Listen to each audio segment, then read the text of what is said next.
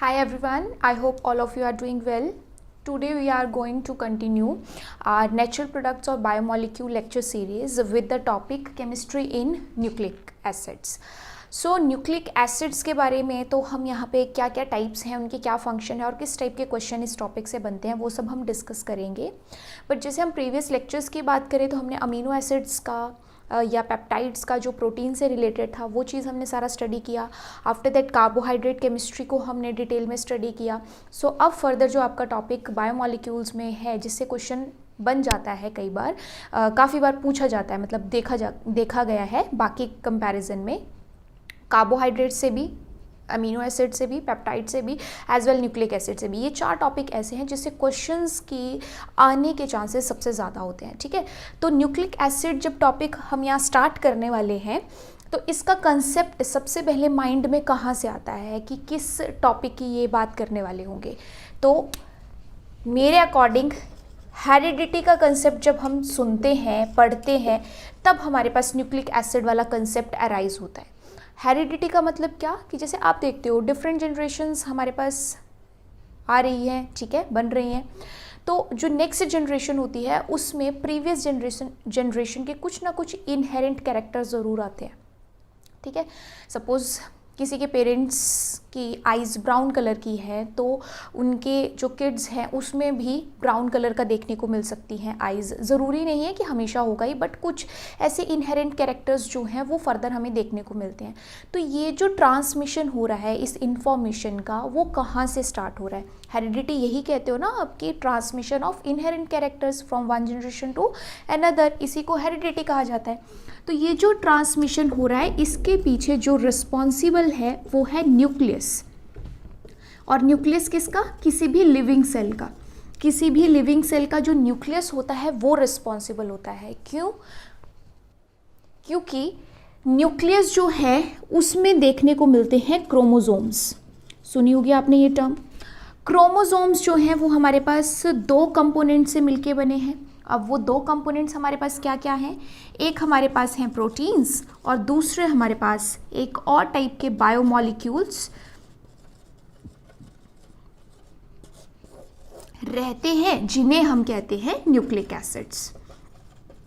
ठीक है, जैसे अभी हम बायोमॉलिक्यूल्स के बारे में स्टडी कर रहे हैं कि हमारे पास शुगर केमिस्ट्री में भी बायोमॉलिक्यूल्स हैं, या फिर अगर हम इनकी बात कर रहे हैं अमीनो एसिड्स की, वो भी एक टाइप के बायोमॉलिक्यूल्स हैं. वैसे ही न्यूक्लिक एसिड भी एक बायोमॉलिक्यूल है जो कहाँ मिलते हैं? क्रोमोसोम्स में. क्रोमोसोम्स कहाँ होते हैं? Nucleus of any living cell. और इन्हीं की वजह से जो हेरिडिटी का कंसेप्ट है वो देखने को मिलता है. अब ये जो न्यूक्लिक एसिड हैं ये जनरली हमारे पास 2 टाइप के हैं. One is DNA and other one is RNA. ठीक है, डीएनए आपके पास क्या है? Deoxy ribose nucleic acid. And RNA का फुल नेम क्या है? Ribose nucleic acid. ठीक है, DNA is deoxy ribose nucleic acid and RNA is ribose nucleic acid. और एक्चुअल में हमारे पास ये जो डीएनए और आरएनए हैं या जो भी न्यूक्लिक एसिड हैं, they are long chain polymers of nucleotides. They are long chain polymers of nucleotides. That's why इन्हें हम कलेक्टिवली पॉलीन्यूक्लियोटाइड्स भी कह देते हैं. किसे किसे? डीएनए और आरएनए को. कि डीएनए और आरएनए को कोई और दूसरा नाम भी देना है तो हम ये चीज़ तो कह ही रहे हैं कि they are nucleic acid as well. अगर इनके स्ट्रक्चर और उन सब चीज़ों पे जाए तो हमें पता चलता है कि these are the long chain polymers of nucleotides. तो इन्हें पॉलीन्यूक्लियोटाइड्स भी हम कह देते हैं. जैसे आपने पढ़ा था कि अमीनो एसिड्स की अगर काफ़ी कॉम्बिनेशन देखने को मिलती है, पेप्टाइड्स, अगर पेप्टाइड्स जुड़ जाते हैं पॉलीपेप्टाइड्स. एग्जैक्टली यहाँ पे कि जो न्यूक्लियोटाइड्स हैं जब उनकी लॉन्ग चेन्स बन जाएंगी तो उसे हम क्या कह सकते हैं? पॉलीन्यूक्लियोटाइड्स. तो डीएनए और आरएनए में एक्चुअल में हमें न्यूक्लियोटाइड्स मिलने वाले हैं. तो अब हमें ये पता होना चाहिए कि इनकी केमिकल कंपोजिशन क्या होती है, ये न्यूक्लियोटाइड क्या है, उसमें हमें क्या क्या फर्दर कंपोनेंट्स देखने को मिलेंगे.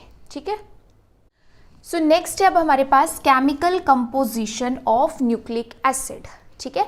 अब न्यूक्लिक एसिड में हमें मालूम है कि हम बात करेंगे यहाँ पे डीएनए की भी और आरएनए की भी। तो जब डीएनए की बात हुई तो हमारे पास डीएनए में नाम क्या आया था, डीऑक्सीराइबोज ना, डीऑक्सीराइबोज न्यूक्लिक एसिड।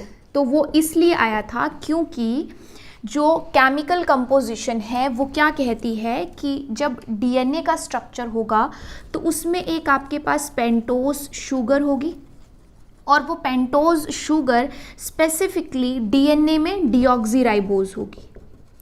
ठीक है, कहने का मतलब क्या है कि पेंटोज शुगर दोनों के लिए कॉमन है, वो डीएनए में भी होगी वो आरएनए में भी होगी, बट जो डीएनए है उसमें डीऑक्सीराइबोज होगी और जो हमारे पास आरएनए है उसमें हमारे पास राइबोज शुगर होगी।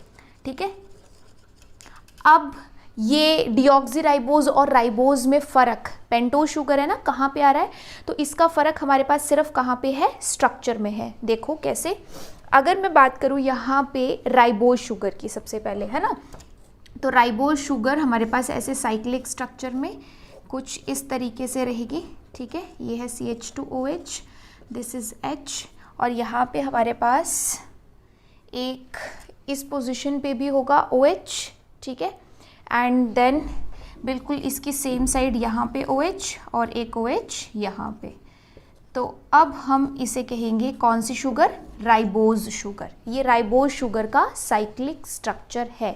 ठीक है, बीटा डी राइबोज कहा जाता है इसे, जो राइबोज शुगर यहाँ पे यूज़ होती है ना, अगर इसका प्रॉपर नाम बताना है then beta D ribose sugar. तो आप जैसे कार्बोहाइड्रेट्स में साइक्लिक स्ट्रक्चर्स पढ़ चुके हो, अल्फ़ा बीटा किस बेसिस पे बोला जाता है, तो आपको यहाँ पे अब पहचानने में कोई दिक्कत नहीं आएगी। So it is beta D ribose sugar. ठीक है, उसके बाद हमारे पास जो डीऑक्सीराइबोज है उसमें जो फ़र्क देखने को मिलता है, जैसे यहाँ पे देखो, ये है आपके पास फर्स्ट, ये सेकेंड, ये हमारे पास थर्ड, ये फोर्थ और ये फिफ्थ कार्बन। ठीक है, बट पेंटोज इसीलिए कह रहे हैं ना हम, पेंटोज कल हमने क्या पढ़ा था कि 5 कार्बन जिस शुगर में रहेंगे वो पेंटोज शुगर है। तो डीऑक्सीराइबोज में भी हमें ऐसी ही मिलेगी, बट डिफरेंस क्या है कि एक जगह ऑक्सी ग्रुप नहीं है। डीऑक्सी का मतलब यही होता है ना कि ऑक्सी ग्रुप नहीं है, तो एक जगह आपको OH ग्रुप नहीं देखने को मिलेगा। तो वो कौन सी पोजीशन है, वो आपके पास ये सेकंड पोजीशन है। ठीक है, ये फर्स्ट कार्बन था, ये सेकंड, ये थर्ड, ये फोर्थ और ये फिफ्थ। तो जब सेकंड पोजीशन पे दोनों ही हाइड्रोजन प्रेजेंट होंगे, सेकंड पोजीशन पे जब दोनों ही हमारे पास हाइड्रोजन प्रेजेंट होंगे, तब हम इसे क्या कहेंगे, डीऑक्सीराइबोज शुगर। ठीक है, तो अब इस हिसाब से हमारे पास इसका भी कुछ नाम होगा, जैसे ये बीटा डी राइबोज शुगर है तो इसका नाम है बीटा D2। ठीक है, बीटा D2 डीऑक्सीराइबोज। क्यों, क्योंकि हमें यहाँ पे मेंशन करना है कि ये जो डीऑक्सी वर्ड है जहाँ से OH हटाया गया है वो एक्चुअल में कौन सी पोजीशन पे है। तो ये आपके पास सबसे पहला कंपोनेंट किसी भी न्यूक्लिक एसिड में मिलेगा। अगर वो न्यूक्लिक एसिड डीएनए है तो उसमें ये डीऑक्सीराइबोज शुगर होगी, अगर वो न्यूक्लिक एसिड आरएनए है तो उसमें बीटा डी राइबोज ये शुगर रहेगी। तो डीऑक्सी वर्ड का क्लियर हो गया होगा कि ये जो OH राइबोज में प्रेजेंट था सेकेंड पोजिशन पे, डीऑक्सी में ये रिमूव हो जाता है, दैट्स वाई ये डीऑक्सीराइबोज शुगर और ये राइबोज शुगर। ठीक है, तो दोनों के शुगर कंपोनेंट का तो हमें यहाँ पे क्लियर हो गया, बट इसके बाद भी हमारे पास केमिकल कंपोजिशन में और क्या क्या चीज़ें मिलती हैं, सो वो आप यहाँ पे क्लियर कर लीजिए। फर्स्ट है पेंटोज शुगर, दूसरा है फॉस्फोरिक एसिड और तीसरा है आपके पास न्यूक्लिक बेस या बेसिस, न्यूक्लिक बेसिस। ठीक है, ये तीनों हमारे पास किसी भी न्यूक्लिक एसिड में देखने को मिलते हैं, यानी किसी भी न्यूक्लिक एसिड की अगर 3 कंपोनेंट्स की हम बात करें तो वो 3 कंपोनेंट्स कौन कौन से हैं, पेंटोज शुगर, जो डीएनए तो डीऑक्सीराइबोज होगा, आरएनए है तो राइबोज होगा। फॉस्फोरिक एसिड दोनों में देखने को मिलेगा, एंड न्यूक्लिक बेसिस जो दोनों के लिए हमारे पास अलग अलग आते हैं। ज़रूरी नहीं है कि सारे ही अलग होंगे, बट हाँ कुछ डिफरेंस देखने को मिलता है। ठीक है, तो अब फर्दर जो हमारे पास ये कंपोनेंट है इनके बारे में बात करते हैं। सो केमिकल कंपोजिशन में अभी हमने पेंटोज शुगर के बारे में देख लिया। अब हम नेक्स्ट जो बात करने वाले हैं वो न्यूक्लिक बेसिस के बारे में बात करने वाले हैं। ठीक है, तो जो न्यूक्लिक बेसिस हैं वो यहाँ दो कैटेगरीज में डिवाइड किए गए हैं। One is purine and another one is pyrimidine. Purines and pyrimidines. ठीक है, तो यहाँ पे आपको 5 न्यूक्लिक बेस नज़र आ रहे हैं। ठीक है, बेस यहाँ पे न्यूक्लिक बेस हैं क्या? Nitrogen containing heterocyclic compounds. ठीक है, हेट्रोसाइक्लिक रिंग्स रहेंगी। हेट्रो वर्ड इसीलिए यूज़ कर रही हूँ क्योंकि हमारे पास कार्बन के अलावा जब दूसरे एटम्स आते हैं तो हेट्रोसाइक्लिक रिंग्स होती हैं। तो यहाँ पे नाइट्रोजन कंटेनिंग हेट्रोसाइक्लिक रिंग्स रहती हैं इसके बेस में। सो जो प्यूरीन्स है, प्यूरीन्स में हमारे पास कौन कौन सा बेस आता है? एडेनिन एंड ग्वानिन, जिनके स्ट्रक्चर्स ये ड्रॉ किए हैं। एंड पिरिमिडीन में हमारे पास कौन आता है? Cytosine, thymine and uracil. अब इन दोनों में डिफरेंस अगर आप देखो तो जो प्यूरीन्स हैं, प्यूरीन्स में हमारे पास फ्यूज्ड कंपाउंड स्ट्रक्चर्स हैं, 2 रिंग फ्यूज हो रही हैं। बट जो पिरिमिडीन है वो सिंगल रिंग स्ट्रक्चर है हमारे पास। ठीक है, बट क्वेश्चन ये बनता है कि हमारे पास बेस तो 5 टाइप के हैं, न्यूक्लिक बेस यहाँ पे। ठीक है, 5 अलग अलग टाइप हैं जिसमें से एडेनिन, ग्वानिन प्यूरीन में आता है, साइटोसिन, यूरेसिल और थाइमिन पिरिमिडीन में आता है। बट क्या डीएनए में ये पांचों के पांचों प्रेजेंट होते हैं या आरएनए में ये पांचों के पांचों प्रेजेंट होते हैं? तो उसके लिए मेरा आंसर है नो, बिकॉज डीएनए की कंपोजिशन अलग है, आरएनए की कंपोजिशन अलग है। तो अब हम फर्दर इसी पे बात करते हैं कि डीएनए में क्या क्या प्रेजेंट होगा और आरएनए में क्या क्या प्रेजेंट होगा। तो यहाँ पे नोट डाउन कीजिए इस चीज़ को कि अगर डीएनए है तो डीएनए में आपको कौन कौन से बेस मिलेंगे? आपको मिलेगा एडेनिन, साथ में मिलेगा ग्वानिन या साइटोसिन या थाइमिन। तो डीएनए में अगर कोई बेस आपको मिल सकते हैं तो वो सिर्फ ये 4 हैं। कौन कौन सा?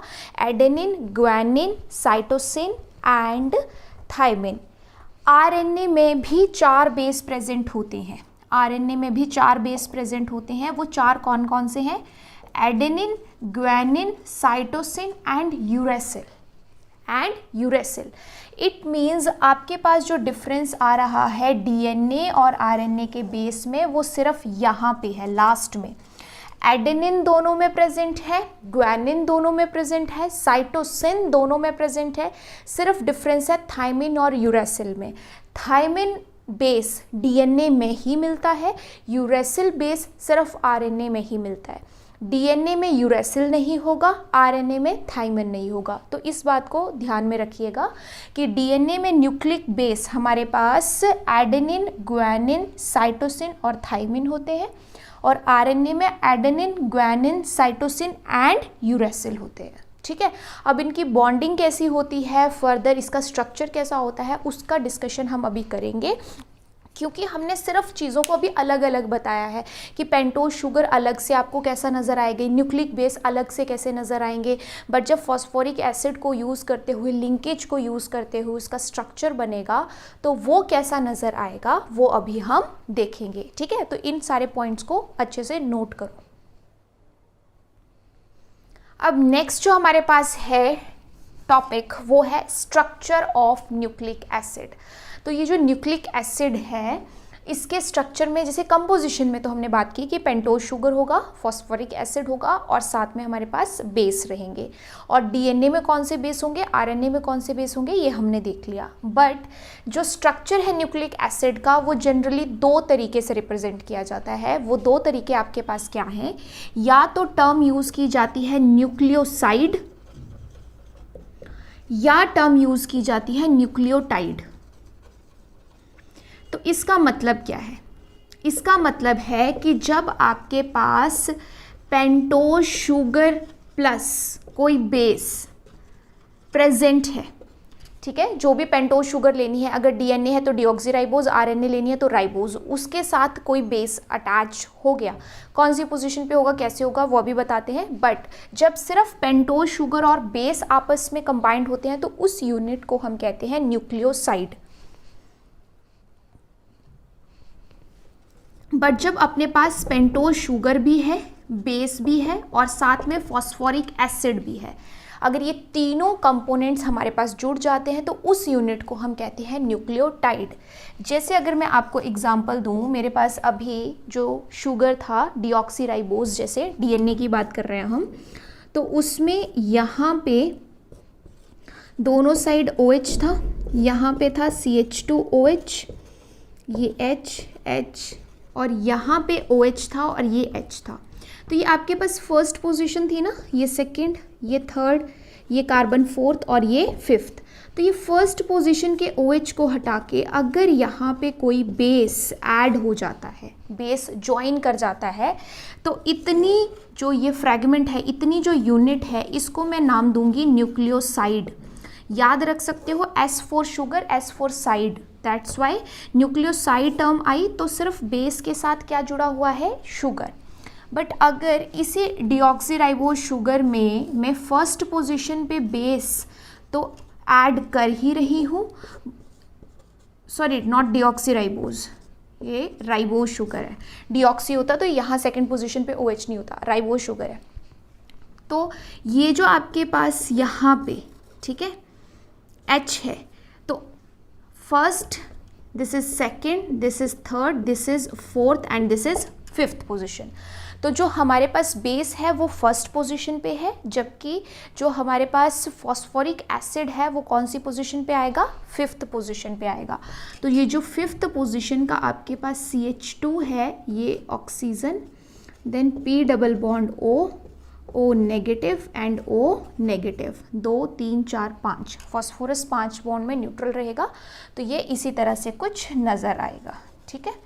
तो अगर मेरे पास शुगर के साथ फर्स्ट पोजीशन पे सिर्फ बेस अटैच्ड है तो न्यूक्लियोसाइड, बट अगर मेरे पास शुगर के साथ फर्स्ट पोजीशन पे बेस भी है और फिफ्थ पोजीशन पे फॉस्फोरिक एसिड भी प्रेजेंट है, तो इस कंप्लीट यूनिट को मैं यहाँ पे नाम दूंगी क्या, न्यूक्लियोटाइड। न्यूक्लियोटाइड। तो इस तरीके से हम यहाँ पे अब स्ट्रक्चर ऑफ न्यूक्लिक एसिड की बात करने वाले हैं कि हमने पहले ही कहा था कि न्यूक्लियोटाइड के पॉलीमर्स यहाँ देखने को मिलते हैं। तो न्यूक्लियोटाइड के पॉलीमर्स अगर देखने को मिलते हैं, सो सिंपल सी बात है कि हमारे पास शुगर के साथ बेस और बेस के साथ फॉस्फोरिक एसिड ये रहना चाहिए। बट ये तो बात है एक न्यूक्लियोटाइड की। जनरली बाकी न्यूक्लियोटाइड्स हमारे पास किस तरीके से ज्वाइन होते हैं वो हमें पता होना चाहिए। सो इसके लिए ये फिफ्थ पोजीशन और ये थर्ड पोजीशन, ये दो एंड इम्पॉर्टेंट होते हैं, क्योंकि जब आप इसके स्ट्रक्चर्स को पढ़ोगे तब आपको पता चलेगा कि जो हमारे पास डीएनए का हेलिक्स है उसमें एक 5' एंड माना जाता है, दूसरा 3' एंड माना जाता है। तो वो 5 और 3 इन पोजीशन से ही रिलेटेड होता है, इसलिए एक एंड को 5' तो दूसरे एंड को 3' हम कहते हैं। इट मीन्स कि हमारे पास जो फर्दर बॉन्डिंग होगी, अब जो फर्दर फॉस्फोरिक एसिड अटैच होगा वो इस थर्ड पोजीशन से होगा। तो अगर इस थर्ड पोजीशन से आगे जा रहा है तो इसका 5' फ्री है, ठीक है। जहाँ पे 5 के साथ फर्दर बॉन्डिंग हो रही है तो उसका 3' फ्री है, ये चीज़ देखी जाएगी। सो अभी मैं इसको एक्सप्लेन करती हूँ एग्जाम्पल के साथ। देखो, एक डाई न्यूक्लियोटाइड के थ्रू मैं आपको यहाँ पे इसकी लिंकेज सारी समझाती हूँ, क्योंकि हमें ये तो मालूम है कि हमारे पास ये जो न्यूक्लिक एसिड्स हैं इसमें पॉलीन्यूक्लियोटाइड हमें देखने को मिलेंगे, बट हम इतने सारे को ज्वाइन करने से बेटर है कि नहीं 2 को ज्वाइन करते हैं और उसके अकॉर्डिंग समझते हैं कि हमारे पास जो बॉन्डिंग है वो कैसे हो रही है। तो देखो, अभी तक हमने क्या बात करी थी कि ये हमारे पास शुगर थी, शुगर के साथ बेस और बेस की शुगर की फिफ्थ पोजीशन पे ये फॉस्फोरिक एसिड, तो इतना एक न्यूक्लियोटाइड हो गया। एग्जैक्टली ये दूसरा न्यूक्लियोटाइड है। देखो, शुगर है, शुगर के पास बेस है और बेस की शुगर की फिफ्थ पोजीशन पे अपने पास यहाँ पे फॉस्फोरिक एसिड है। बट जब हमारे पास 2 कोई न्यूक्लियोटाइड्स आपस में पास आ रहे हैं तो क्या हुआ कि इसकी जो ये थर्ड पोजीशन थी, जिसे आप 3' भी कह सकते हो क्योंकि ये फर्स्ट ये सेकेंड, ठीक है। 3' पोजीशन किसके साथ बॉन्डिंग कर रही है? 5' के साथ। किसके थ्रू? फॉस्फोडाइएस्टर लिंकेज के थ्रू। तो ये जो लिंकेज है इसे हम कह रहे हैं फॉस्फोडाइएस्टर लिंकेज। तो यहाँ पे क्या हुआ कि अगर आपके पास ये इसकी जो 5th पोजीशन है, 5' पोजीशन है, वो किसके साथ बॉन्ड बना रही है? 3' के साथ। तो इस पूरे अगर हम डाइन्यूक्लियोटाइड में देखें तो ये अगर इसका 5' है तो ये इसका कौन सा एंड होगा? 3'। दैट्स वाई जब भी आपको ऐसे हम चेन में दिखाएंगे, अभी वो स्ट्रक्चर की बात करते हैं, अगर इस एंड को मैं 5' कह रही हूँ तो इस एंड को मैं 3' कहती हूँ। वैसे इसके सामने ये 5' होता है और इसके सामने ये 3' होता है। ऐसा क्यों? ये अभी बात करेंगे रेप्लिकेशन एंड ऑल में, बट इस स्ट्रक्चर से आपको ये पता चल जाना चाहिए कि एक एंड 5' वाला होता है तो दूसरा एंड जो है वो फिर 3' वाला। अगर इस तरफ 3' है तो इस तरफ 5'। So that's how the structure of any dinucleotide appears. या इसको मैं और भी ईजी तरीके से आपको शो कर दूं इस लिंकेज को, तो एक्चुअल में क्या हो रहा है कि आपके पास यहाँ पे कोई भी शुगर दिया है, ठीक है। शुगर के पास क्या ऐड कर रहे हैं हम? बेस। जैसे ये हमारे पास शुगर है, शुगर पे हमने क्या ऐड किया? बेस। और शुगर के साथ एक और हमारे पास क्या है? ये फॉस्फेट ग्रुप, ठीक है। अब इसके बाद क्या होगा? इस फॉस्फेट ग्रुप की फर्दर बॉन्डिंग फिर किसके साथ होगी? शुगर के साथ। अच्छा, इस शुगर के पास क्या है? बेस। और इस शुगर के पास फर्दर एक और क्या होगा? Phosphate group. तो इस तरीके से हमारे पास ये चेन जो है ये फर्दर चलती जाएगी, क्योंकि हमें नहीं पता कि ये शुगर, फॉस्फेट और बेस वाले कंपोनेंट्स कितने हैं, ठीक है। तो शुगर के पास बेस है, साथ में फॉस्फेट ग्रुप जो लिंकेज कर रहा है दूसरे न्यूक्लियोटाइड के शुगर के साथ, जिसके पास अगेन बेस है देन फॉस्फेट है। तो इस तरीके से आपको पॉलीन्यूक्लियोटाइड देखने को मिल सकते हैं, पॉलीन्यूक्लियोटाइड्स। सो अब आपको ये चीज़ क्लियर हो गई होगी कि जो हम कंपोजिशन की बात कर रहे थे कि एक शुगर है, फॉस्फोरिक एसिड है, एज वेल हमारे पास बेस है, तो वो किस तरीके से आपस में ज्वाइन होते हैं, ठीक है। क्योंकि हमने शुगर यहाँ पे राइबोज वाली ली है, डीऑक्सीराइबोज नहीं ली है। अगर राइबोज वाली ली है तो ऐसा कुछ नज़र आएगा, अगर डीऑक्सीराइबोज ली होती फिर यहाँ पे क्या होता? H। अगर डीएनए की बात कर रहे होते तो यहाँ पे फिर क्या होता? H। अगर आरएनए की बात कर रहे हैं तो इस पोजीशंस पे दोनों पे क्या होता? OH, जैसा मैंने पहले लिखा था, ठीक है। तो ये हमारे पास है अभी सिंपल एक डाइन्यूक्लियोटाइड की रिप्रेजेंटेशन। अब बात करते हैं इसमें एक्चुअल इसके स्ट्रक्चर की, क्योंकि ये जो डिस्क्रिप्शन हमने यहाँ पे दी ये इसका जस्ट प्राइमरी स्ट्रक्चर है। ये अभी जो डिस्क्रिप्शन हमने डीएनए आरएनए के बारे में पढ़ी, ये इसके प्राइमरी स्ट्रक्चर के बारे में पढ़ी, बट डीएनए के लिए फर्दर जो है वो हमारे पास उसका सेकेंडरी स्ट्रक्चर भी अवेलेबल है। तो सेकेंडरी स्ट्रक्चर में क्या रहता है, कैसी बॉन्डिंग होती है, वो अब देखते हैं।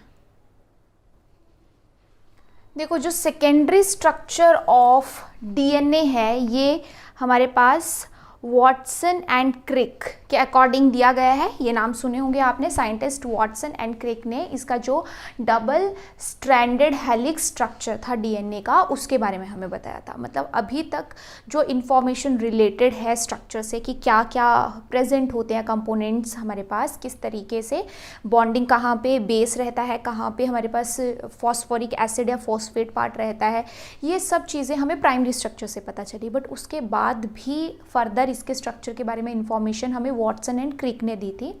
उन्होंने क्या कहा था कि डीएनए का डबल स्ट्रैंड हेलिक्स स्ट्रक्चर होता है। कि आप सोचो कि सिर्फ एक हेलिक्स सिंगल स्ट्रैंड है, तो ऐसा नहीं है, डबल स्ट्रैंड हेलिक्स स्ट्रक्चर होता है। और उसमें हमारे पास जो पेयर ऑफ बेसेस होते हैं दोनों स्ट्रैंड्स पे, जो दोनों स्ट्रैंड्स एक दूसरे के कॉम्प्लीमेंट्री होती हैं। तो कॉम्प्लीमेंट्री क्यों? क्योंकि जो बेस है उनमें स्पेसिफिक बॉन्डिंग ही होती है। ऐसा नहीं है हमारे पास कि जो पेयर ऑफ बेसिस में मैं यहाँ बता रही हूँ कि हाइड्रोजन बॉन्डिंग प्रेजेंट होती है वो हमारे पास कैसे भी रैंडम हो जाएगी। नो, उसका स्पेसिफिक पैटर्न है। और स्पेसिफिक पैटर्न कैसे है कि जो ग्वानिन है वो सिर्फ और सिर्फ साइटोसिन के साथ बॉन्डिंग करता है, या साइटोसिन सिर्फ और सिर्फ ग्वानिन के साथ बॉन्डिंग करता है। एग्जैक्टली एडेनिन जो है वो सिर्फ थाइमिन के साथ बॉन्डिंग करता है, या थाइमिन जो है वो सिर्फ और सिर्फ एडेनिन के साथ बॉन्डिंग करता है। तो ये इंपॉर्टेंट फैक्टर है हमारे पास। पहला कि कौन किसके साथ बॉन्डिंग करता है, ग्वानिन साइटोसिन के साथ, साइटोसिन ग्वानिन के साथ। सेकंड, एडेनिन थायमिन के साथ, थायमिन एडेनिन के साथ। क्लियर। तीसरी बात कि जो हाइड्रोजन बॉन्डिंग है वो ग्वानिन और साइटोसिन में कैसे होती है, तो ट्रिपल टाइप की हाइड्रोजन बॉन्डिंग होती है, ट्रिपल बॉन्ड। बट जो एडेनिन और थायमिन के बीच की हाइड्रोजन बॉन्डिंग है वो डबल टाइप की होती है, डबल बॉन्डिंग होती है। तो ये दोनों ही क्वेश्चंस आपके पास बनते हैं, किसी भी तरीके से इनसे रिलेटेड क्वेश्चन पूछ लिया जाता है कि किसकी बॉन्डिंग किसके साथ, एज वेल उनकी बॉन्डिंग में जो हाइड्रोजन बॉन्ड्स है वो कितने बन रहे हैं, यहाँ पे ट्रिपल, यहाँ पे डबल। तो ये चीज़ खासकर नोट करनी है, हाईलाइट करनी है। अब अभी हमने क्या बात करी कि इसके स्ट्रक्चर में सिंगल स्ट्रैंड हमें देखने को नहीं मिलती, कॉम्प्लीमेंट्री इसकी दूसरी स्ट्रैंड भी होती है, स्ट्रैंड होती है, ठीक है। तो जो कॉम्प्लीमेंट्री सेकंड स्ट्रैंड है वो जब प्रेजेंट होगी तो वो हेलिक्स की फॉर्म में कुछ ऐसे प्रेजेंट होती है, तभी डबल स्ट्रैंड हेलिक्स स्ट्रक्चर कह रहे हैं। अब इसमें क्या होगा, सपोज आपके पास यहाँ पे है एडेनिन, यहाँ पे है ग्वानिन, यहाँ पे है थायमिन, यहाँ पे है cytosine, then guanine, adenine, thymine, cytosine, guanine, ऐसे कुछ भी, ठीक है, एक स्ट्रैंड में हमारे पास प्रेजेंट है। सॉरी, एक स्ट्रैंड की बात कर रही हूँ ना, तो एक स्ट्रैंड ऐसे है, यहाँ से स्टार्ट हुई ना, ये 5' एंड है सपोज इसका, तो ये इसका 3' एंड होगा। तो 3' के सामने उसकी कॉम्प्लीमेंट्री स्ट्रैंड का 5' एंड होता है और 5' के सामने दूसरी स्ट्रैंड का 3' होता है। तो AGT, देन यहाँ पे CGA कुछ भी लिख सकते हो, है ना, जो जो प्रेजेंट होते हैं, फिर TCA ऐसे प्रेजेंट है सपोज, ठीक है। तो ये एक स्ट्रैंड का हमें पता चल गया कौन कौन से बेस है। तो जो उसकी कॉम्प्लीमेंट्री दूसरी स्ट्रैंड होगी उसमें A के सामने हमें सिर्फ क्या चाहिए, T, और वो भी डबल बॉन्डिंग के साथ। G के सामने हमें सिर्फ क्या चाहिए, C, वो भी ट्रिपल बॉन्डिंग के साथ। T के सामने हमें क्या चाहिए, सिर्फ A, और वो भी डबल बॉन्डिंग के साथ। C के सामने हमें क्या चाहिए, G, है ना, ट्रिपल बॉन्डिंग के साथ। अगेन G है तो G के सामने हमें क्या चाहिए, C, ट्रिपल बॉन्डिंग के साथ। A के सामने T, डबल बॉन्डिंग के साथ। T के सामने A, डबल बॉन्डिंग के साथ। C के सामने G, ट्रिपल बॉन्डिंग के साथ। G के सामने C, ट्रिपल बॉन्डिंग के साथ। इट मीन्स इस डबल स्ट्रैंड हेलिक्स स्ट्रक्चर से हमें क्या पता चल रहा है कि ये जो DNA का स्ट्रैंड होता है इसके पास एक्चुअल में कैपेबिलिटी होती है खुद को रेप्लिकेट करने की भी, ठीक है। ये तो हम यहाँ पे नॉर्मल बात कर रहे हैं इसके स्ट्रक्चर की, अदरवाइज DNA के किसी भी फ्रेगमेंट के पास खुद को रेप्लिकेट करने की पूरी कैपेबिलिटी होती है। तो जब वो रेप्लिकेट करता है तो अपना वो कॉम्प्लीमेंट्री स्ट्रैंड वहाँ पे सिंथेसाइज करता है, और कॉम्प्लीमेंट्री स्ट्रैंड आपके पास बिल्कुल ऐसे ही बनेगा। सपोज आपको कई बार क्वेश्चन भी आ जाता है इसी कंसेप्ट पे कि आपको उन्होंने क्या करना है, आपको उन्होंने एक स्ट्रैंड देनी है और स्ट्रैंड उन्होंने ऐसे दे दी कि 3' to 5', और यहाँ पे क्या क्या बेस प्रेजेंट है आपके पास, AGCTTA ऐसे प्रेजेंट है, ठीक है। और आपसे पूछेगा कि इसके कॉम्प्लीमेंट्री स्ट्रैंड बताओ क्या होगी। तो सबसे पहले तो क्या ध्यान देना है कि जो 3' एंड है उसके सामने 5', जो 5' एंड है उसके सामने 3', ये हमेशा ध्यान रखना। A के सामने क्या चाहिए, T, G के सामने C, C के सामने G, T के सामने A, T के सामने A के सामने T। तो अगर आपको ये DNA का एक फ्रेगमेंट दिया था तो इसकी जो कॉम्प्लीमेंट्री स्ट्रैंड बनेगी वो ये बनेगी। तो इस तरीके से वो आपको कोई भी सीक्वेंस देके उसकी कॉम्प्लीमेंट्री स्ट्रैंड के बारे में पूछ सकता है। सो मैं फिर क्लियर कर रही हूँ कि जो सेकेंडरी स्ट्रक्चर है हमारे पास DNA का, वहाँ से क्वेश्चन आपके पास क्या क्या पूछा जाता है। एक क्वेश्चन आपसे ये पूछा जाता है कि कौन किसके साथ बॉन्डिंग करता है, जैसे आपको बता दिया कि एडेनिन थायमिन के साथ, थायमिन एडेनिन के साथ इन DNA, ठीक है, और ग्वानिन साइटोसिन के साथ और साइटोसिन ग्वानिन के साथ, ठीक है। अब सेकंड क्वेश्चन बनता है कि जो बॉन्डिंग हो रही है हाइड्रोजन बॉन्डिंग बेसिस के पेयर्स के बीच में वो कितनी कितनी हो रही है। तो ग्वानिन और साइटोसिन में हमेशा ट्रिपल बॉन्ड और एडेनिन और थायमिन में हमेशा डबल बॉन्ड। दूसरा क्वेश्चन। तीसरा क्वेश्चन बनता है कि कोई स्ट्रैंड आपको दे दी है और उसकी कॉम्प्लीमेंट्री स्ट्रैंड आपको खुद बतानी होती है। तो उसमें दो बातों का ध्यान रखते हैं, जो 3' एंड है उसके सामने 5', जो 5' है उसके सामने 3'। तो A के सामने T, G के सामने C, इस तरीके से आपके पास रहेगा। बट फॉर DNA ये सारी जो मैंने यहाँ पे आपके पास एक्सप्लेनेशन दी है, ये सिर्फ और सिर्फ किसके लिए दी है? DNA के सेकेंडरी स्ट्रक्चर के लिए, क्योंकि RNA में कुछ चेंजेस देखने को मिलेंगे। वो चेंजेस क्या होंगे अभी हम करते हैं, ठीक है। बट DNA का अच्छे से नोट कीजिए।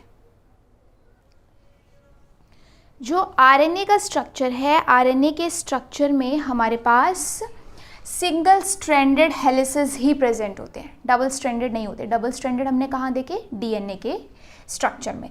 RNA में सिंगल स्ट्रैंडेड मिलेगा। हाँ, कई बार ऐसा देखने को मिलता है कि वो खुद को ही फोल्ड कर लेता है, तो फोल्ड करके उसका डबल स्ट्रैंडेड हमें स्ट्रक्चर नज़र आ जाए। बट जैसा DNA में पढ़ा कि कॉम्प्लीमेंट्री स्ट्रैंड बनती है, बॉन्डिंग ऐसी देखने को मिलती है, वो सब चीज़ें यहाँ नहीं है। इसमें जनरली सिंगल स्ट्रैंडेड स्ट्रक्चर ही रहता है, ठीक है। बट अगर ये हमारे पास ऐसे फोल्ड एंड ऑल ये सब चीज़ें कर सकता है, तो जो यहाँ पे पेयरिंग की बात आती है, वो पेयरिंग की बात हमारे पास किस टर्म्स में आती है कि G का जो हमारे पास बॉन्डिंग है C के साथ, या ग्वानिन का बॉन्डिंग है साइटोसिन के साथ, वो तो बिल्कुल सही है, ठीक है। कि यहाँ पे भी हमारे पास जो G है वो बॉन्ड किसके साथ बनाएगा? C के साथ। या फिर आप कह सकते हो साइटोसिन किसके साथ बनाएगा? ग्वानिन के साथ, क्योंकि ये कंपोनेंट DNA में भी था, RNA में भी था। फ़र्क आपके पास कहाँ आया? जब वहाँ एडेनिन थाइमिन के साथ बॉन्ड बना रहा था। तो यहाँ एडेनिन किसके साथ बॉन्ड बनाएगा? यूरैसिल के साथ, या कह सकते हैं यूरैसिल किसके साथ बॉन्ड बनाएगा? एडेनिन के साथ। तो इस बात का ध्यान रखना कि अगर आपके पास यहाँ पे जो ये वैसे बॉन्डिंग की बात है, ये हम DNA के सेकेंडरी स्ट्रक्चर में ही करते हैं। RNA में तो हम सिंगल स्ट्रैंडेड की बात करते हैं। बट अगर डिफरेंस कहीं पे है तो डिफरेंस यही वाला है कि वहाँ एडेनिन की सिर्फ थाइमिन के साथ हो रही है। अगर आपसे वो जनरली ऐसा है कि सिर्फ पेपर के ऊपर ही आपको ये कह देता है कि यहाँ पे है A, यहाँ पे U, यहाँ G, यहाँ C, तो इस RNA के लिए आप कॉम्प्लीमेंट्री स्ट्रैंड बना दो, ठीक है। सिर्फ ऐसे ही थ्योरेटिकली सपोज पूछ लेता है। तो आपको पता है कि यहाँ एडेनिन की बॉन्डिंग किसके साथ होती है? यूरैसिल के साथ। तो यहाँ A के सामने U आएगा, U के सामने A आएगा, G के सामने C, C के सामने G, ठीक है। बस ये डिफरेंस में समझाने की कोशिश कर रही हूँ कि DNA में एडेनिन थाइमिन के साथ बॉन्डिंग बनाता है, बट यहाँ पे एडेनिन का जो बेस पेयर है वो किसके साथ बनता है? यूरैसिल के साथ बनता है, ठीक है। इसके बाद जो एक और टॉपिक हमारे पास, जिसमें से कई बार तो नहीं कह सकते बट हाँ कुछ गैप के बाद क्वेश्चन देखने को मिल जाता है और बहुत इजी होता है उस क्वेश्चन का आंसर करना, वो रिलेटेड है विथ टर्पीन्स। तो वो टॉपिक भी हम यहाँ पे कवर करेंगे। टर्पीन्स हमारे पास एक टाइप के बायोमॉलिक्यूल्स होते हैं, और अगर इनसे हमारे पास क्वेश्चन बनता है तो वो क्वेश्चन या तो आपके पास आएगा उनके नॉमेनक्लेचर से रिलेटेड, आपको पहचानना है कोई कंपाउंड दिया होगा ये कौन सी टर्पीन्स की क्लास को बिलोंग करता है, और दूसरा क्वेश्चन जो यहाँ से बनता है वो आइसोप्रीन यूनिट्स को कैलकुलेट करने का बनता है, ठीक है। तो वो दोनों ही हम यहाँ पे करते हैं। पहले तो हम बात कर लेते हैं टर्पीन्स के नॉमेनक्लेचर की, ठीक है। तो नॉमेनक्लेचर में हम जो फर्स्ट साइड यहाँ पे कॉलम बनाएंगे वो होगा नंबर ऑफ कार्बन एटम्स का, और दूसरी तरफ जो हम यहाँ पे कॉलम बनाएंगे वो हमारे पास होगा इसकी क्लास का, कि कौन सी क्लास को बिलोंग कर रहा है, क्योंकि इसका जो बेसिक फार्मूला है टर्पीन्स का वो है C10H16। बेसिक फार्मूला C10H16 है। वैसे कहने को तो C5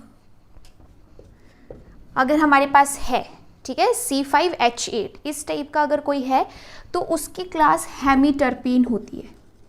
बट ये हेमीटर्पीन को हम बेसिक फॉर्मूले में लेते क्यों नहीं है? Because not exist in nature as such. Nature में ये एज सच एग्जिस्ट करता ही नहीं है C5 के साथ। अगर सबसे स्मॉलेस्ट कोई हमें क्लास देखने को मिलती है तो वो C10H16 वाली है। अदरवाइज C5 या 5 कार्बन एटम्स के साथ भी एक क्लास बनती है हेमिटरपीन, बट वो नेचर में होती नहीं है, इसलिए हम उसे डिस्कस बेसिक फॉर्मूले के लिए तो नहीं करते। अब इसमें जो कार्बन एटम्स का नंबर है वो हमेशा 5 के मल्टीपल में ही रहेगा। 5, 10, 15, 20, देन 25, देन 30, देन 40। तो मैक्सिमम आपके पास जो कार्बन एटम्स का नंबर है वो इसमें कुछ इस तरीके से देखने को मिलता है। बट जब 5 कार्बन एटम्स हैं तो हम हेमिटरपीन बोल रहे हैं। अगर हमारे पास 10 होगा तो हम इसे कहेंगे मोनोटर्पिनॉइड या मोनोटर्पीन। जब हमारे पास 15 होंगे तो 15 के लिए हम कहेंगे सेस्क्यूटर्पीन, सेस्क्यूटर्पीन या टर्पिनॉइड, ठीक है। जब 20 होंगे तो 20 के लिए हम कहेंगे डायटर्पिनॉइड। अगर हमारे पास 25 होंगे तो इसके लिए हम कहेंगे सेस्टर टर्पिनॉइड, सेस्टर टर्पिनॉइड, ठीक है। सेस्टर TER जो है वो 2 बार रिपीट होता है। देन 30 के लिए ट्राई टर्पिनॉइड और 40 के लिए हमारे पास टेट्रा टर्पिनॉइड।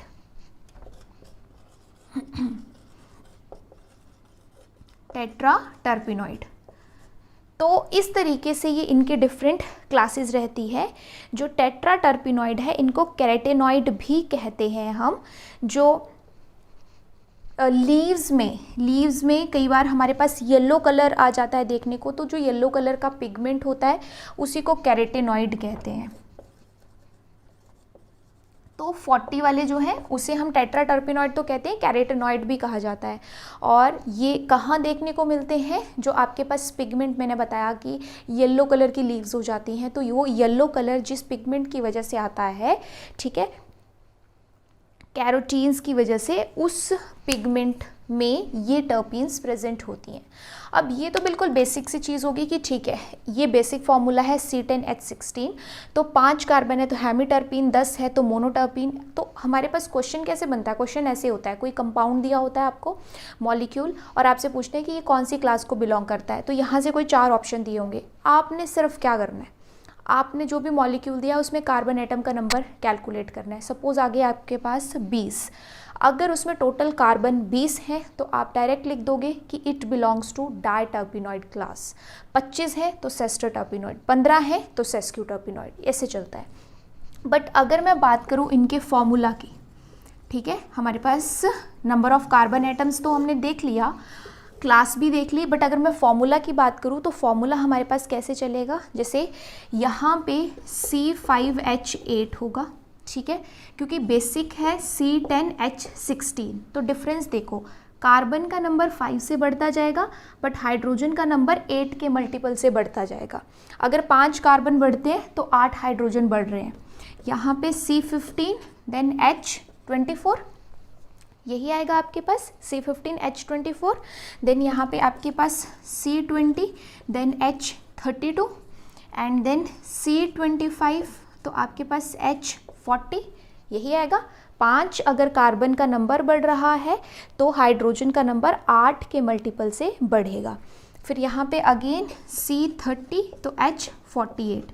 बट आगे देखो, आगे आपके पास हुआ क्या है कि कार्बन का नंबर 10 से बढ़ा है, तो यहाँ पे भी अब 8 से नहीं 16 से हाइड्रोजन का नंबर इंक्रीज होगा। तो इस गैप को ज़रूर ध्यान में रखना कि आपके पास अगर तो 5 कार्बन बढ़ रहे हैं तो हाइड्रोजन 8 बढ़ेंगे, अगर कार्बन का नंबर 10 से बढ़ रहा है तो हाइड्रोजन का नंबर फिर 8 नहीं फिर 16 से बढ़ेगा। दैट्स वाई जो आपके पास टेट्राटर्पिनॉइड है उसका फॉर्मूला क्या होगा? C40H64, C40H64, ठीक है। तो यहाँ पे ये जो मैंने चार्ट बनवाया है इसी से क्वेश्चन बनता है कि कोई भी आपको मॉलिक्यूल देके वो पूछ लेगा कि वो कौन सी क्लास को बिलोंग करता है। सिंपली कार्बन का नंबर कैलकुलेट करो और उस कार्बन के नंबर के साथ जो भी एसोसिएटेड उसका नाम है उसे याद रखो। टोटल कार्बन जितने भी हैं उसी के अकॉर्डिंग इसकी क्लास पता चलेगी।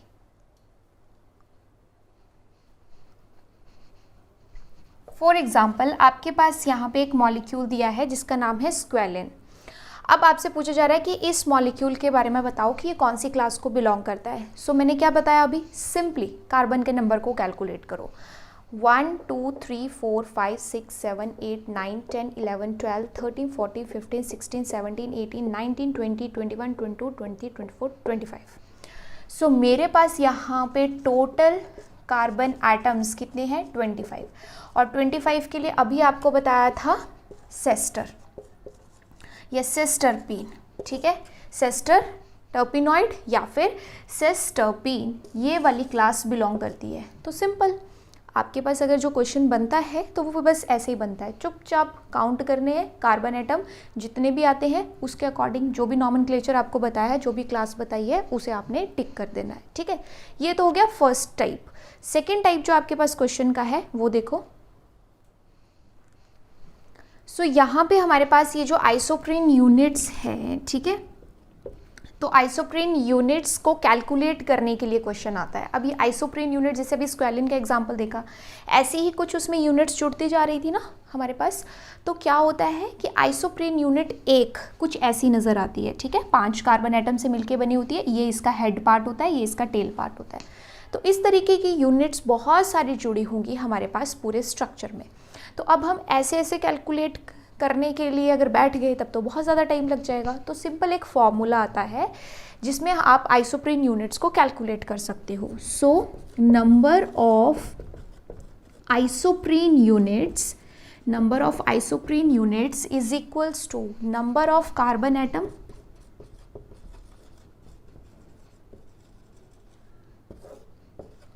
Divide by 5। Number of carbon atoms in a compound, जो भी टोटल आपके पास मॉलिक्यूल है पूरा, ठीक है, उस पूरे मॉलिक्यूल में जितने भी आपके पास हैं उसे 5 से डिवाइड करना है। जैसे अभी आपके पास मैंने एग्जांपल दिया था किसका, स्क्वेलिन का। तो स्क्वेलिन में आपके पास टोटल कार्बन एटम्स कितने आए थे, 25। तो 25 को मैं 5 से डिवाइड करूंगी तो हमारे पास कितना आ जाएगा, 5। इट मीन्स उसमें कितनी आइसोप्रीन यूनिट्स प्रेजेंट थी, 5 आइसोप्रीन यूनिट्स प्रेजेंट थी।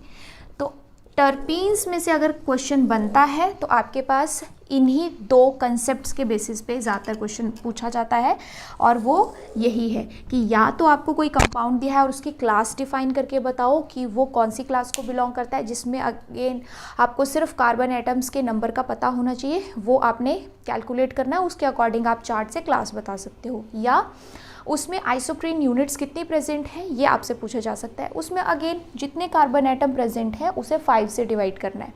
तो इतना भी याद रखना कि अगर आपको कहीं पर डाउट हो कि ये आइसोप्रीन यूनिट्स दे सकता है या नहीं, तो उसमें कार्बन एटम का नंबर वही होना चाहिए जो 5 से डिविजिबल हो, जो 5 से कंप्लीटली डिविजिबल हो, या 5 का मल्टीपल ही होना चाहिए कार्बन एटम, लाइक 5, 10, 15, 20, 25, 30 ऐसे ही होने चाहिए, तभी वो कंप्लीटली यहाँ पे डिविजिबल हो सकता है। अगर ऐसा नहीं आ रहा है तो डाउट हो सकता है कि हाँ इसमें आइसोप्रीन यूनिट्स कैलकुलेट होंगी भी या नहीं, ठीक है। तो यहाँ पे जैसे अभी हमने स्क्वेलिन का एग्जाम्पल किया था, उसमें कितने थे कार्बन एटम, 25, 5 से डिवाइड किया 5 आ गया। इट मीन्स आइसोप्रीन यूनिट्स को कैलकुलेट करना कोई बहुत डिफ़िकल्ट नहीं है, ठीक है। सो ये आपके पास 4 टॉपिक्स ऐसे थे, कौन कौन, amino acids, peptides, carbohydrates and terpenes and nucleic acid, ठीक है। ये 5 टॉपिक ऐसे थे जिसमें से अगर क्वेश्चन बनता है तो आप बहुत इजीली कर सकते हो, कंसेप्ट बेस्ड है। बट इसके अलावा अगर आप और फर्दर डिटेल में जाना चाहो तो आपके पास नोट्स हैं, आप उनको स्टडी कर सकते हो। बट अकॉर्डिंग टू मी जितना रिक्वायर्ड है इस एग्ज़ाम के लिए उतना या उससे ज़्यादा ही आप यहाँ कर चुके हो। बट अगर आपको लगता है कि आपको और डिटेल में स्टडी करनी है तो आप अपने नोट्स या बुक्स को प्रेफर कर सकते हो। Otherwise according to me there is no requirement than these notes, ठीक है। ये मोर देन सफिशिएंट है, जस्ट आप क्वेश्चन प्रैक्टिस कर सकते हो इसके बाद। अदरवाइज और डिटेल में इस बायोमॉलिक्यूल या नेचुरल प्रोडक्ट वाले टॉपिक को ले जाने की ज़रूरत नहीं है, ठीक है। That's all.